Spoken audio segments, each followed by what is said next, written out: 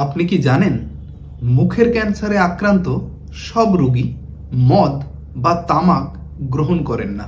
তাহলে ক্যান্সার হলো কিভাবে? ভিডিওটি শেষ পর্যন্ত দেখুন।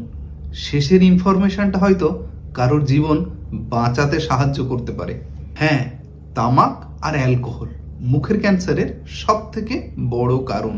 কিছু রোগীর ক্ষেত্রে কিন্তু এসবের কিছু ইতিহাসই থাকে না। তাহলে কারণগুলো কি হতে পারে? এইচপিভির মতো ভাইরাস, সুপারি আর পান, তামাক না থাকলেও শার্প টুথ বা ধারালো দাঁত, যার সঙ্গে জীবের বারবার ঘর্ষণ, আর্টিফিশিয়াল ডেঞ্চার বা কৃত্রিম দাঁত ব্যবহার করা। আর কিছু ক্ষেত্রে এমন কিছু কারণ আছে যেগুলো এখনো পর্যন্ত জানা সম্ভব হয়নি। তাই শুধু এতটুকু ভেবে নিশ্চিন্ত হবেন না, আমি তো তামাক খাই না, আমার কিছু হবে না। যদি মুখে 2 সপ্তাহের বেশি কোনো ঘা যা সারছে না, অবশ্যই মুখের পরীক্ষা করান।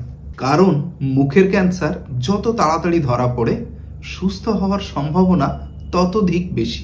ক্যান্সার সম্পর্কে সঠিক তথ্য জানতে আমাদের চ্যানেলটিকে সাবস্ক্রাইব করুন।